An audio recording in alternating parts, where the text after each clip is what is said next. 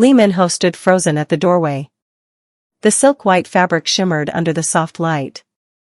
A wedding dress, perfectly displayed on a mannequin in her living room. But what shattered him wasn't the dress itself. It was the handwritten note placed right beneath it. "I'm getting married next week. I wanted you to hear it from me first." And at the bottom, the signature he knew too well, Song Hye Kyo. But she wasn't marrying him. Just 6 months ago, rumors had exploded across the internet. Fans swore they were dating secretly. Paparazzi photos. Matching bracelets.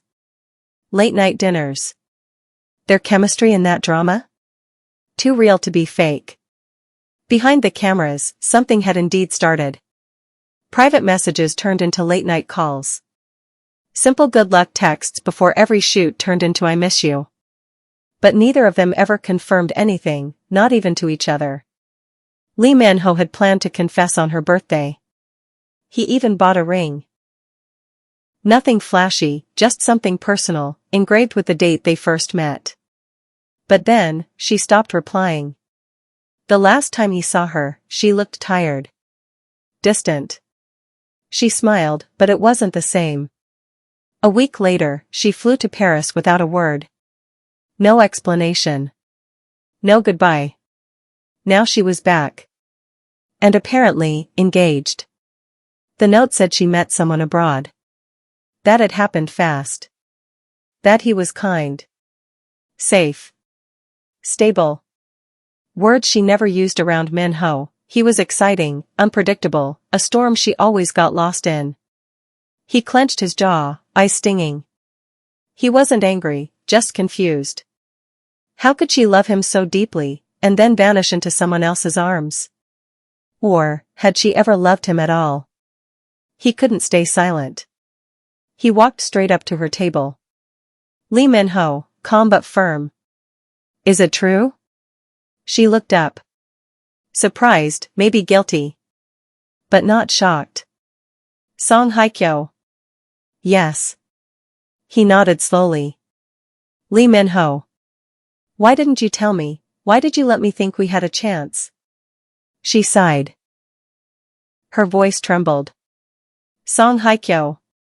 Because I was scared you'd convince me to stay, and I knew if I saw you again, I wouldn't be able to walk away." She admitted she loved him, still did. But love wasn't enough. She wanted peace. Predictability. A future without media storms and broken promises. Lee Min-ho said nothing. What could he say? He'd built castles in the air, and she was choosing a quiet cottage on the ground. "Song Hye Kyo. I needed to choose the life I could live with, not the love I couldn't survive." They walked in silence afterward. One last stroll. No declarations. No begging. Just, goodbye. Before she left, she handed him the ring he once gave her secretly, back when they weren't official but the world already suspected. "Song Hye Kyo. I kept it, just in case. But now, I think it belongs to your future. Not mine." He watched her disappear into a taxi, the wedding dress still imprinted in his mind. Maybe in another lifetime, they could have made it. But in this one, she was someone else's bride. And he was just a chapter she couldn't finish.